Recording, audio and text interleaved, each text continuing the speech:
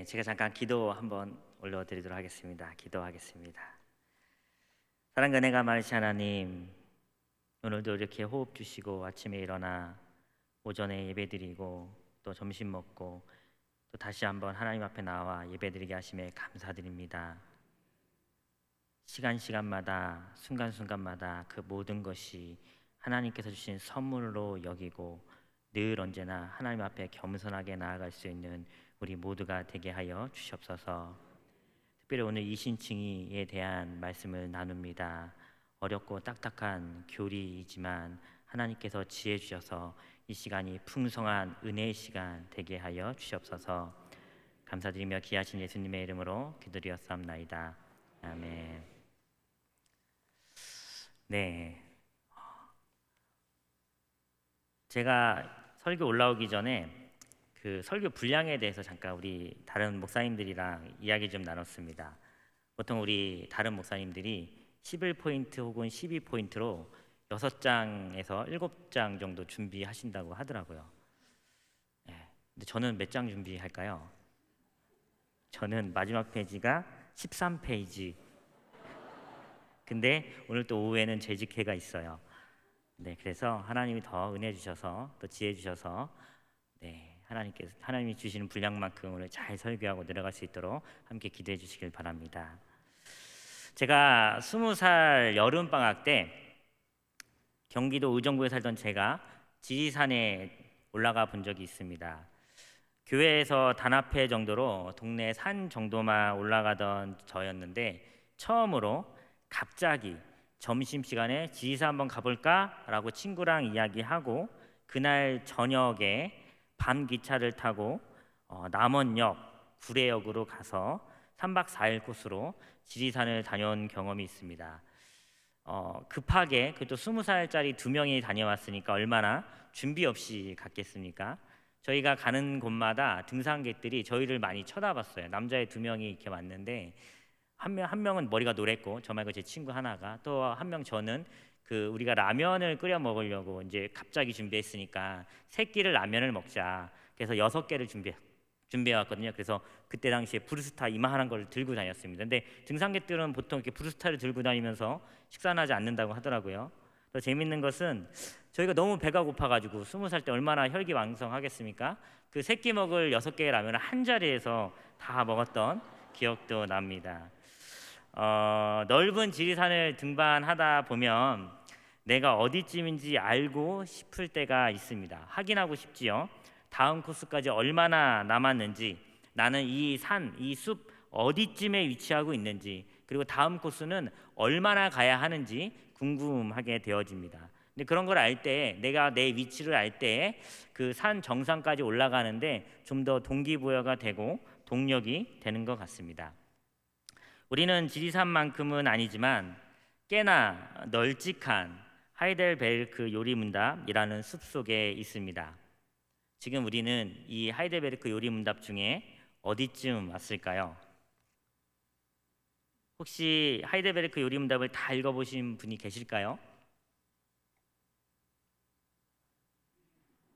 네, 여기 앉아 계신 우리 모든 성도님들께 권면드립니다. 하이델베르크 요리문답은 분량이 굉장히 적습니다. 불과 1시간이면 다 읽을 수 있는 분량입니다. 그 뜻을 묵상하며 깨닫는 데는 꽤 오랜 시간이 걸릴지 모르겠지만 우리가 책 읽듯이 읽다 보면 1시간이면 다 읽을 수 있는 분량이 이 하이델베르크 요리문답입니다. 혹시 읽는 것이 불편하시면 들으셔도 됩니다. 유튜브에 검색을 하면 많은 목사님들이 이 하이델베르크를 낭독해서 올린 그 유튜브 영상도 있습니다.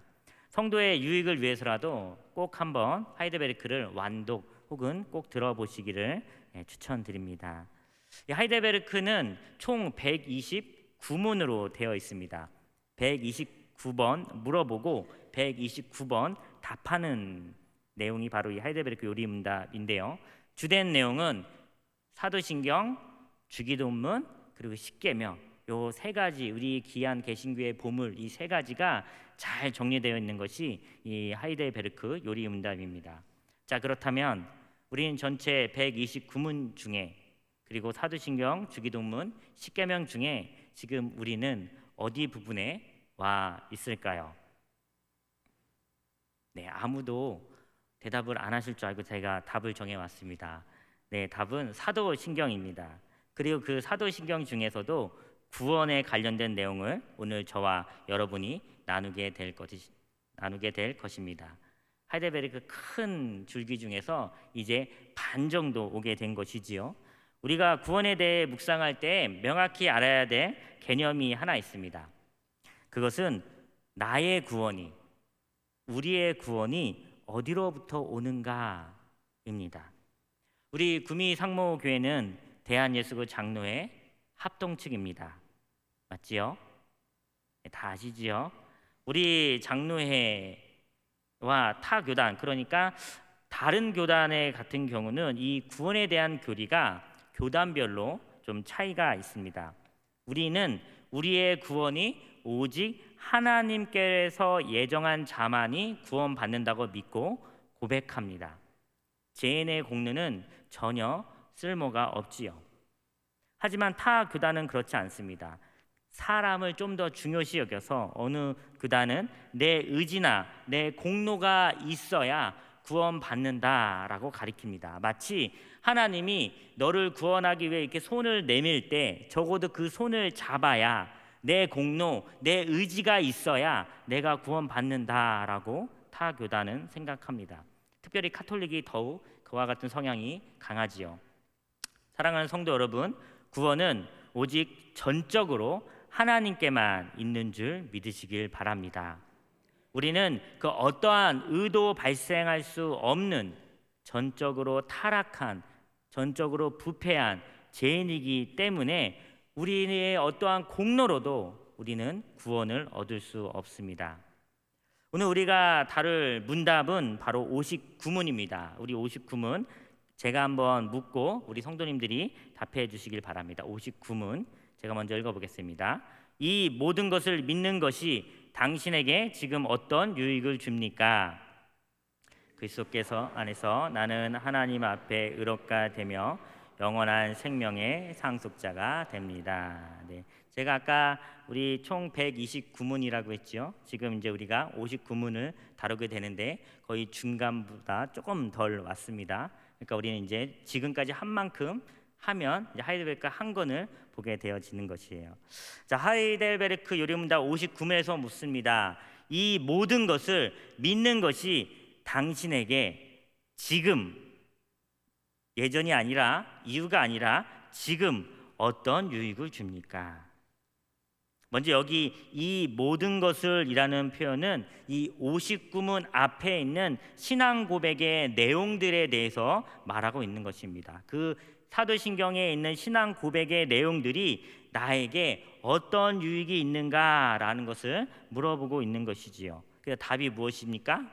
그리스도 안에서 나는 하나님 앞에 의롭게 되며 영원한 생명의 상속자가 됩니다. 여러분들이 매 예배마다 고백하는 그 사도신경 그 신앙 고백으로 그것을 믿게 되어지면, 참된 믿음을 믿게 되어지면 그리스도 안에서 나는 하나님 앞에 의롭게 되며 영원한 생명의 상속자가 된다라고 하이델베르크 요리문답에서 답해주고 있는 것입니다. 명확하게 두 가지 유익이 있지요. 첫째, 하나님 앞에 의롭게 된다. 그리고 둘째, 영원한 생명의 상속자가 된다. 이 예배 가운데 참석한 우리 모든 성도님들에게 이 두 가지 유익, 의롭게 됨과 영원한 생명의 상속자 됨이 이미 충만하게 임해져 있는 줄 믿습니다. 자, 그렇다면 우리는 어떻게 하나님 앞에서 의롭게 될까요? 60문 같이 한번 제가 읽고 우리 성도님들이 답을 한번 해보도록 하겠습니다. 60문 제가 읽어볼게요. 당신은 어떻게 하나님 앞에서 의롭게 됩니까? 오직 예수 그리스도에 대한 참된 믿음으로만 됩니다. 여기까지만 읽을게요. 뒤에 너무 내용이 많아서 오히려 더 헷갈릴 수 있을 것 같습니다. 오직 예수 그리스도에 대한 참된 믿음으로만 됩니다. 어떻게 우리가 의롭게 된다고요? 오직 예수 그리스도에 대한 참된 믿음으로만 된다고 합니다. 우리는 교회를 다니면서 방금 전에 읽은 그 단문을 꼭 잘 기억해 주시길 바랍니다. 믿음의 대상이 누군지, 믿음의 종류가 무엇인지, 믿음의 역할이 무엇인지 이 한 문장에 나타나 있기 때문입니다. 오직 예수 그리스도의, 우리 믿음의 대상이 누구십니까? 예수 그리스도. 그러면 우리 믿음의 종류는 어떤 종류로 우리가 믿음을 가져야 될까요? 참된, 거짓된 믿음이 아니라 참된 믿음을 가져야 되는 것입니다. 그리고 참된 믿음으로만, 믿음의 역할이죠. 요 세 가지를 꼭 기억해 주시길 바랍니다. 내가 믿는 믿음의 대상이 누구인지, 예수 그리스도. 그 어떤 것도 우리의 믿음이 대상이 되면 안 되겠지요. 교구 목사가 우리 성도님 기도해 드릴게요 라고 얘기한다고 해서 그 교구 목사를 믿거나 의지해서는 안 되지요. 누굴 믿고 의지해야 되는 것입니까? 예수 그리스도, 우리의 하나님을 우리가 믿고 의지해야 합니다. 제가 지난 금요 철야 때 요 앞에서 잠깐 예배를 드렸습니다. 예배를 이렇게 쭉 드리고 있는데 예배 드리기 바로 직전에 어떤 아이가 저에게 그 헌금 봉투에다가 저한테 묻더라고요. 적어가지고 뭐 하나님, 예수님, 성령님 이렇게 적은 다음에 목사님 이 세 분 중에 누가 제일 센 것 같아요? 라고 저한테 묻더라고요. 근데 이거를 보통 우리가 삼신론이라고 하는데 어려우니까 그래서 그 친구가, 그 아이가 이제 초등학교 아이였는데 이 세 분 중에 누가 세냐고 물어봐서 제가 아주 자상하게 세 분이 동일하신 분이야, 다 똑같아 라고 대답해 주었습니다. 그랬더니 그 아이가 다시 물어봤습니다. 그럼 이 세 분 다음으로 누가 제일 세나요? 라고 이렇게 저한테 물어보더라고요. 그래서 제가 순간 어떻게 대답을 해야 될지 몰라서 그 친구가 다시 물어봤습니다. 네가 생각하기에는 누가 제일 센 것 같아? 그래서 저는 이 친구 입에서 목사님 혹은 장로님 이런 대화가 날 줄 알았더니만 이 친구가 뭐라고 했냐면 전도사님이요 라고 얘기하더라고요. 이 친구 마음에는 예수님, 성령, 그러니까 하나님, 예수님, 성령이 다음에는 전도사님인 거죠. 교회에서 믿음의 대상은 사람이 아닙니다. 사람은 단지 사랑해야 될 대상이지요. 목사도 아니고 장로도 아니고 기도 열심히 하는 권사도 아닙니다. 오직 예수 그리스도만이 우리의 믿음의 대상이 되어야 할 줄 믿습니다. 우리가 의롭게 되는 것은 바로 우리 믿음의 대상이 누구인지 명확하게 알고 참되게, 거짓되게 혹은 현혹되게 믿는 것이 아니라 참되게 믿는 것입니다. 그렇다면 우리 기억해야 할 두 번째, 우리를 의롭게 하는 이 참된 믿음은 무엇일지 우리 하이델베르크 21문을 복습해 보도록 하겠습니다. 21문인데요. 제가 묻고 우리 성도님들이 답해 주시길 바랍니다. 제가 물어보겠습니다. 참된 믿음은 무엇입니까? 참된 믿음은 하나님께서 그의 말씀에서 우리에게 계시하신 모든 것이 진리라고 여기는 확실한 지식이며 동시에 성신께서 복음으로써 내 마음속에 일으킨 굳은 신뢰입니다. 이것이 참된 믿음이다. 확실한 지식이며, 확실한 지식이 무엇일까요? 여러분들이 갖고 온 이 성경, 하나님의 말씀, 이것이 확실한 지식이지요. 그리고 성신께서, 옛날 표현인데 이 성신은 우리와 함께 내주하시는 성령님께서 복음으로써 내 마음속에 일으키신 굳은 신뢰, 이 두 가지가 합쳐졌을 때 참된 믿음이다라고 이야기하고 있는 것입니다. 성령 받지 아니한 자가 성경을 읽고 깨달을 수 있을까요? 없습니다. 믿지 않는 사람이 성경을 읽다가 중생하여 깨닫게 될 수는 있습니다. 그것만큼 은혜가 없지요.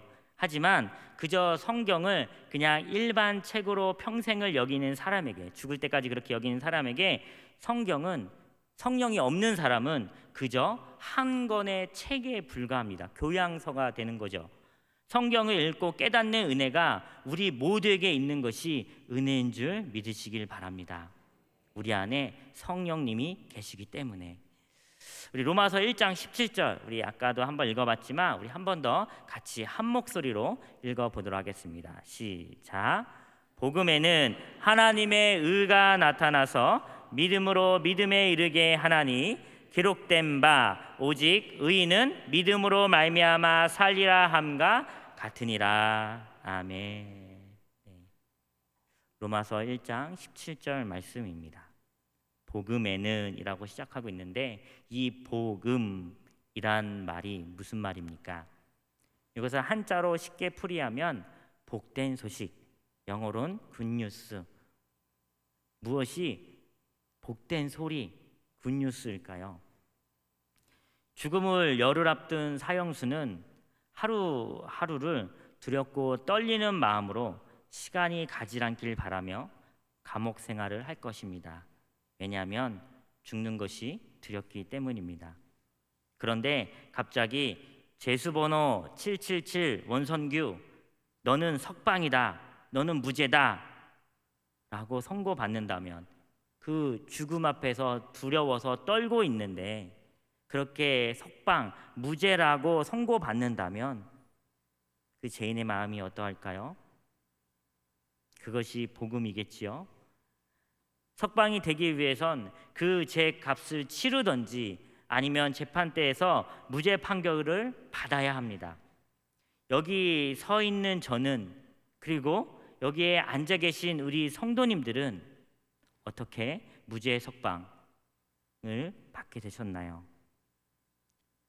원죄와 태어날부터 갖고 있는 죄, 자범죄로 내가 스스로 짓게 되어지는, 알고도 짓는 죄, 모르고도 짓는 죄로 인해서 우리는 죄인인데 늘 죄를 향해 달려가고 있다고 내 양심이 나를 고소하는데, 어떻게 이 죄인된 우리가 이 죄에서 해방되어 죄값을 치르지 않는 새로운 신분이 될 수 있었습니까?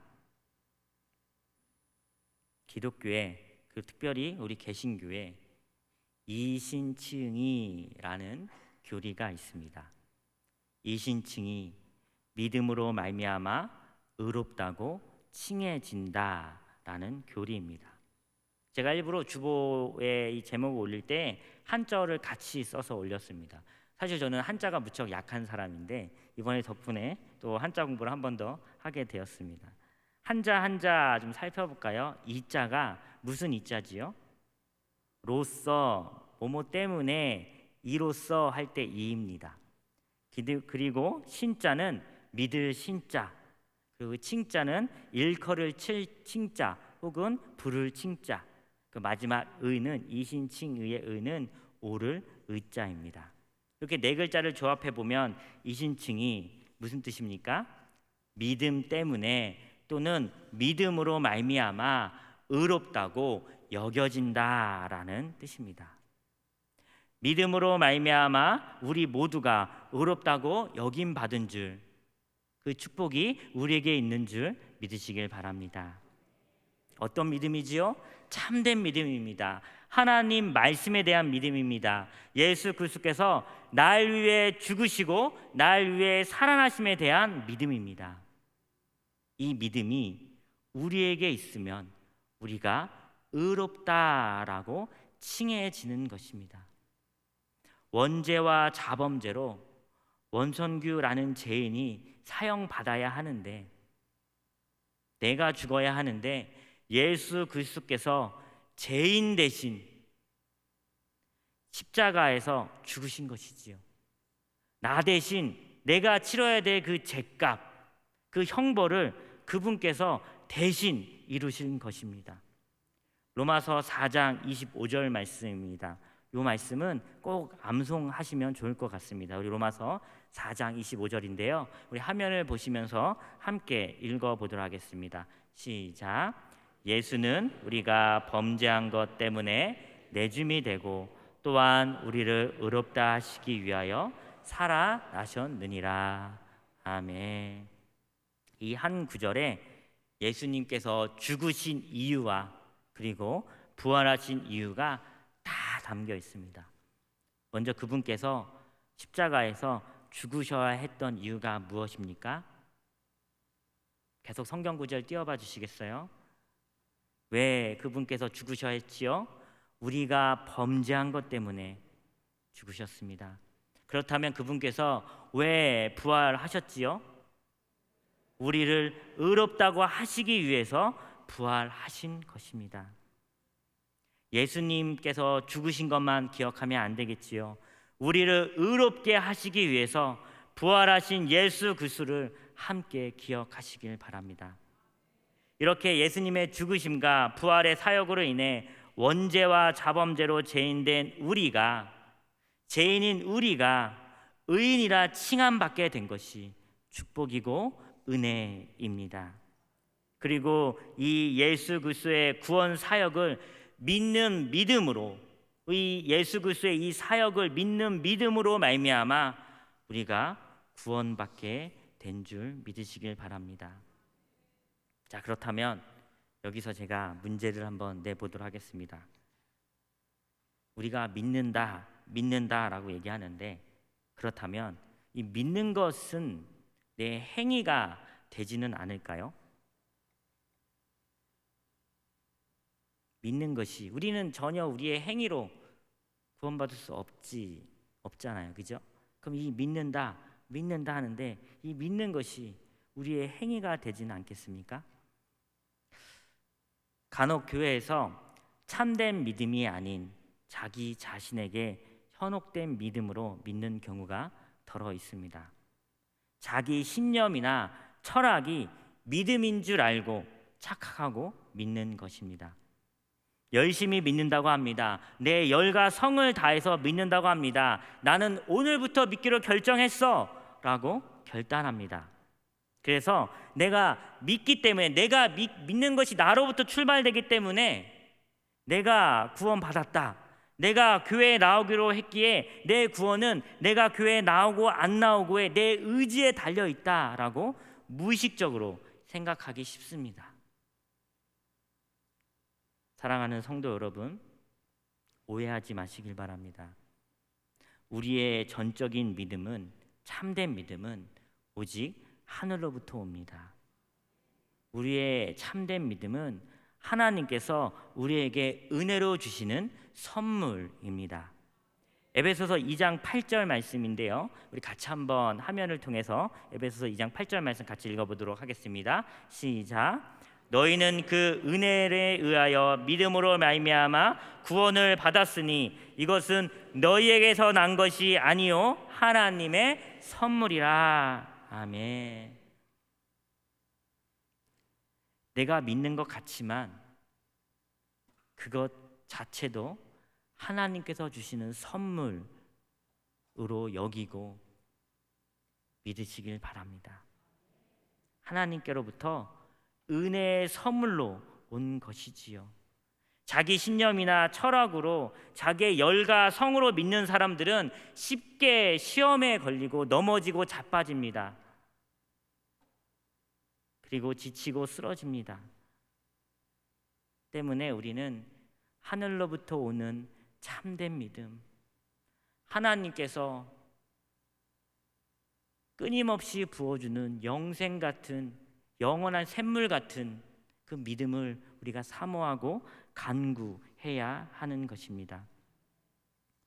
금요 철야를 마치고 집으로 돌아가는 길을 보면 저희 집이 가까이 있지만 그 짧은 거리임에도 불구하고 아이들 눈을 가리고 싶을 정도로 많은 사람들이 술집을 드나들며 안 좋은 장면들을 좀 보게 되어집니다.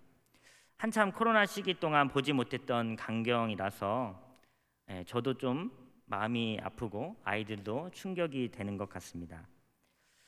예배 후 기가하면서 자정이 되도록 많은 사람들이 거리에 나와 있는 것을 보면서 동시에 저는 아직도 영상으로 예배 드리는 우리 성도분들이 생각이 났습니다.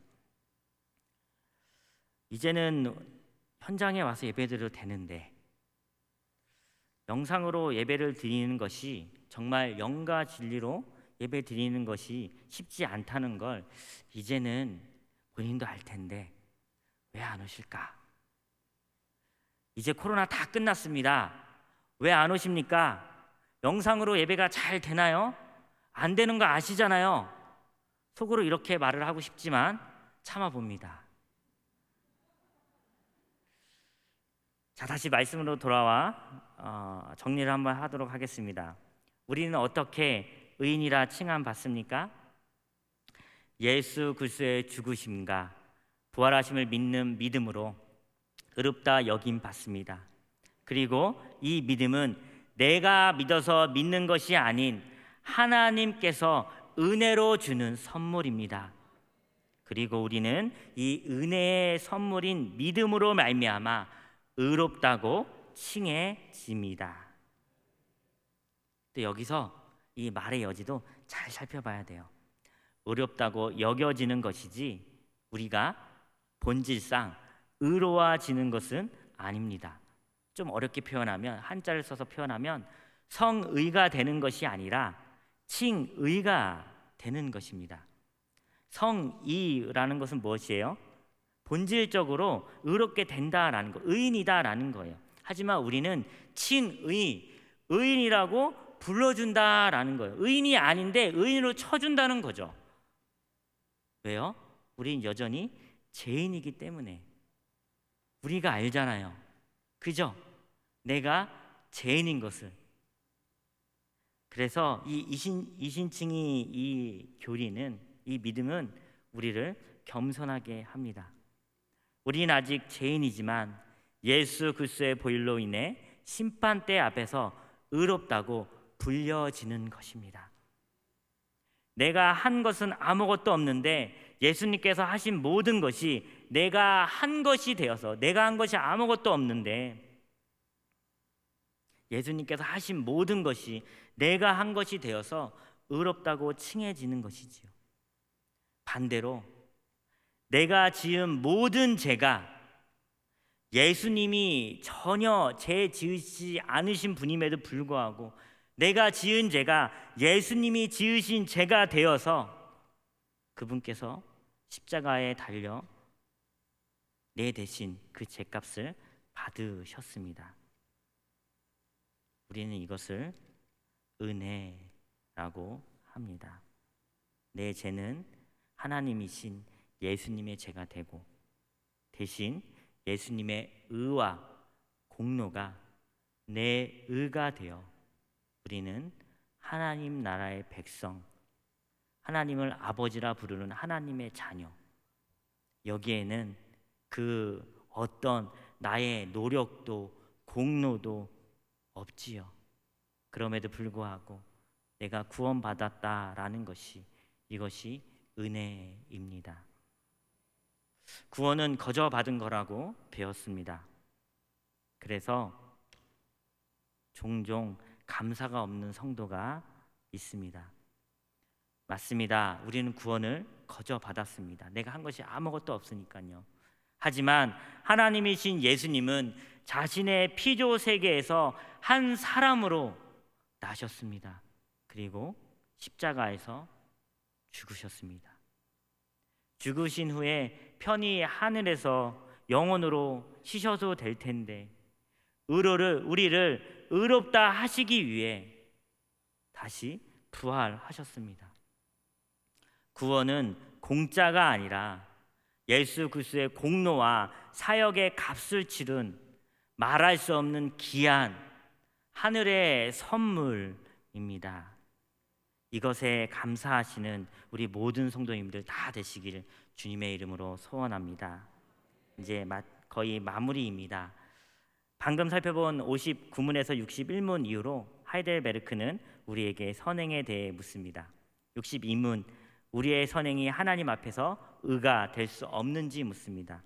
63문, 우리의 선행을 하늘에서 상으로 주시겠다고 했는데 그래도 구원의 공로가 될 수 없는지 묻습니다. 어떨까요? 우리는 전적으로 타락하고 부패한 죄인이라 우리의 선행은 구원의 공로가 될 수 없습니다. 하지만 그렇다고 해서 우리가 이 선행, 봉사, 전도, 모임, 섬김을 멈춰야 할까요? 그래서 64문에 이렇게 묻고 이렇게 답합니다. 64문 제가 한번 읽어보겠습니다. 이러한 가르침으로 말미암아 사람들이 무관심하고 사악하게 되지 않겠습니까? 아닙니다. 참된 믿음으로 그리스도에게 접붙여진 사람들이 감사의 열매를 맺지 않는 것은 불가능합니다. 우리의 공로가 아무 쓰잘데기 없다면, 전혀 쓸모가 없다면 우리는 자칫 우리의 선행, 우리의 봉사, 전도, 선교도 필요 없는 거 아니야? 라고 생각할 수 있겠지요. 하지만 이 하이델베르크 요리문답 64문은 명확하게 이렇게 말합니다. 참된 믿음으로 그리스도에게 접붙여진 사람들은, 이것이 저와 여러분일 줄 믿습니다, 감사의 열매를 맺지 않는 것이 불가능하다. 이중부정은 강한 근정이지요.